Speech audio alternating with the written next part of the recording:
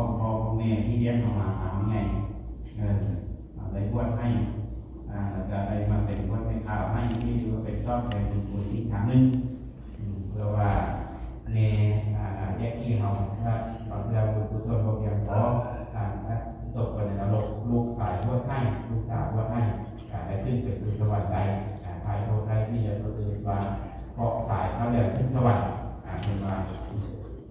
เพราะนั้นเอเรนก็ดีเทวรีก็ดีการแสดงความกตัญญูนั้นมีอย่างแรกอย่าไปมีเฟรมดีกว่าดี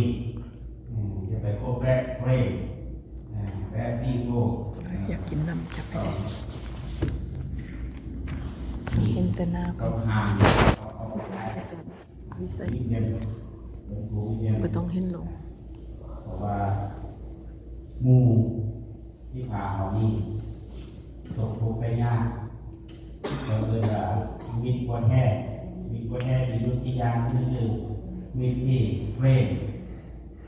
ถ่ายรูปเทคมามีความรู้ทำเดี๋ยวโอเคมีแต่ที่เอาเทียบเขา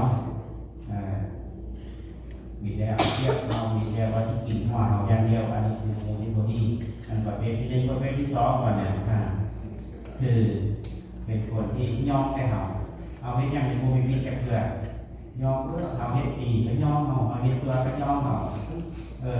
มีเฉพาะวีอย่างเดียวหวานอย่างเดียวสวีทเมาอย่างเดียวสมกอย่างเดียว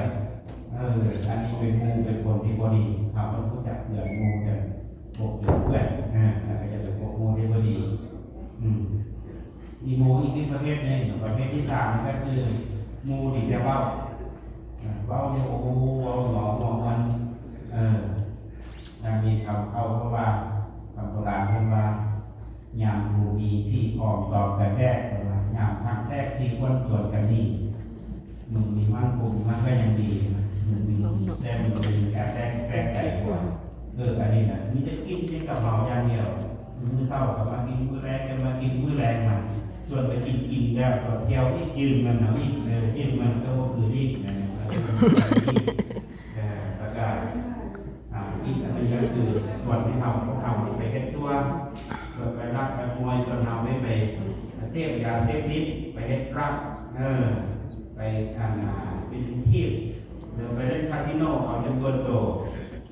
เงินเดือนเรามาอะไรไปเล่นเบิร์ดไปในวัดปูวัดมาเก็ตปูใหม่จัดเดือนไปในวัดปู